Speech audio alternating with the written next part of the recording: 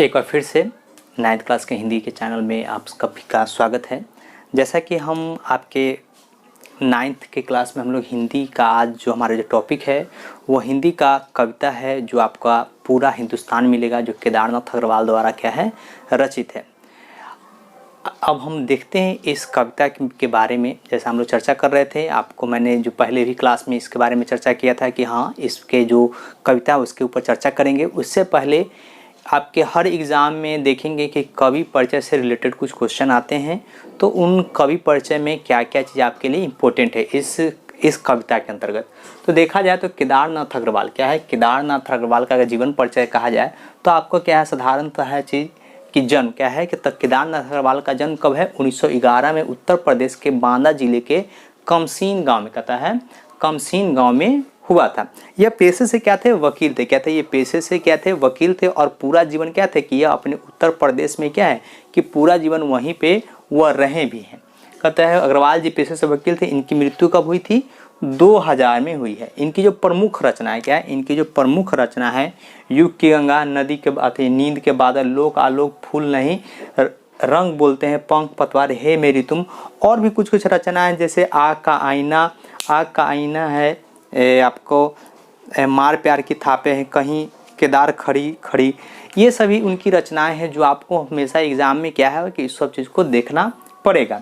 अब आते हैं पुरस्कार के बारे में। तो देखिएगा पुरस्कार में इनको सोवियत लैंड नेहरू पुरस्कार है, साहित्य अकादमी पुरस्कार, मतलब साहित्य के क्षेत्र में, लेखन के क्षेत्र में साहित्य अकादमी पुरस्कार क्या है बहुत बड़ा सम्मान माना जाता है और इनको यह भी सम्मान माना गया है। दूसरा इंपॉर्टेंट है क्या, ये प्रगतिवाद धारा के क्या रहे प्रमुख कवि रहे हैं। क्या है ये प्रगतिवाद धारा के प्रमुख कवि रहे हैं। इनकी देखिएगा इनकी रचनाओं में आपको छायावादी भी नज़र आती है, और मतलब जो समाज में जो गरीब वर्ग का शोषण होता है उनके खिलाफ इनकी रचना में आपको देखने को मिलेगा। तो यह जो कविता है पूरा हिंदुस्तान मिलेगा। उससे पहले इनके बारे में थोड़ा बहुत जान लेते हैं कि यह अपने विचारों से हमेशा समाज के कहता है, यह अपने विचारों से हमेशा अपने समाज में जो शोषित है, वंचित है, गरीब है, मजदूर है, उनके उत्थान के बारे में उन्होंने लिखा है या उनके बारे में हमेशा आवाज़ उठाए हैं।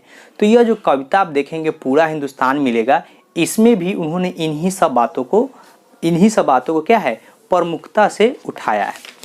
ये जो कविता है पूरा हिंदुस्तान मिलेगा, यह क्या है आज़ाद भारत की परिकल्पना है। उन्होंने अपने स्वप्नशील में, अपनी चेतना में ऐसे स्वतंत्र भारत की कल्पना की है।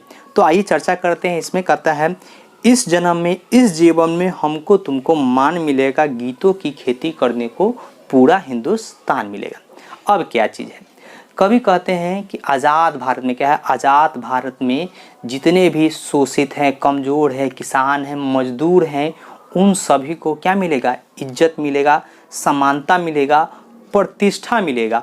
और इन सभी को मिलने से जो उन्हें खुशी मिलेगी, उस खुशी को, उस संगीत रूपी खुशी को क्या है कि उसको गाने के लिए क्या है हमें पूरा हिंदुस्तान मिलेगा। कि पूरे हिंदुस्तान की जनता क्या है कि उस खुशी को, इस उल्लास को गीत के स्वरूप में क्या है पूरे हिंदुस्तान में गाएगी। अब दूसरा कहता है कलेश जहाँ है फूल खिलेंगे, हमको तुमको त्राण मिलेगा।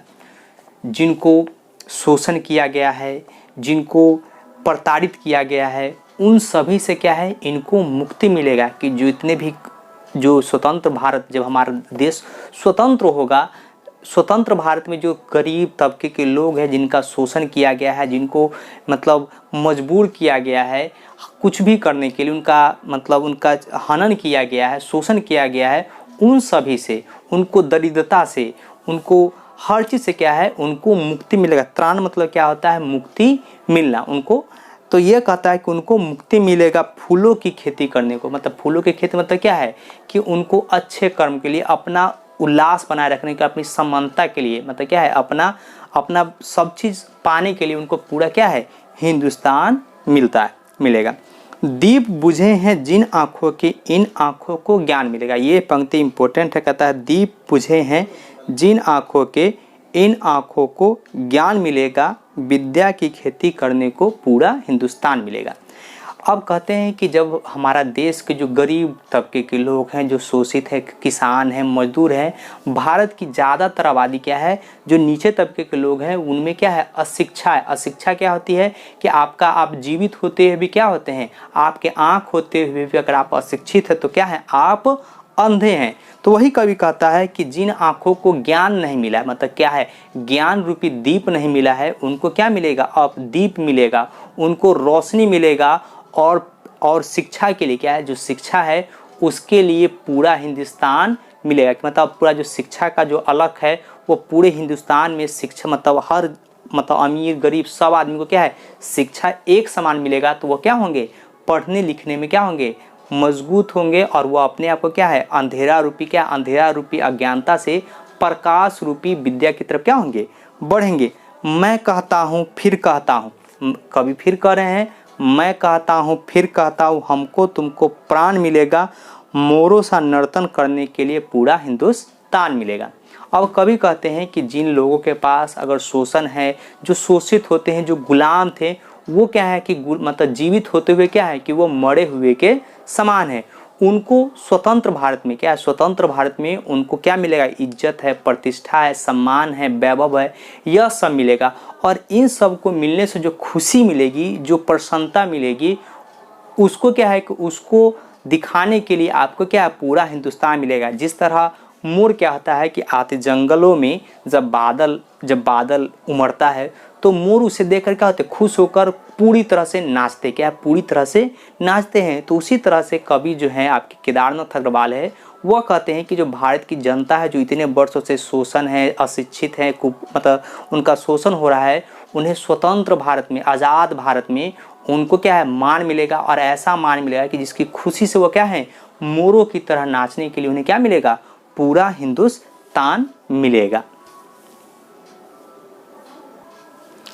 तो इस कविता में लेखक ने यह बताने की कोशिश की है कि हमारी जो स्वतंत्र भारत है उसमें, मतलब स्वतंत्र भारत के तहत आपको क्या है, सभी व्यक्ति को, जो नीचे वर्ग के हैं, जो शोषित वर्ग हैं, उनको क्या है, सम्मान, प्रतिष्ठा, खुशी मिलने के लिए क्या, उनको पूरा हिंदुस्तान मिलेगा। वह लोगों में चेतना, एक संवेदना जगाना चाहते हैं कि स्वतंत्र भारत में हम सभी को क्या मिलेगा, एक समान इज्जत और समानता मिलेगा। तो यह आपकी कविता है, इसका भावार्थ देख लेंगे। और अगर कोई पंक्ति, अगर इसमें जो कविता की पंक्ति है, अगर कोई चीज़ पंक्ति अगर समझ में नहीं आती है तो ज़रूर हमसे बात करेंगे। धन्यवाद।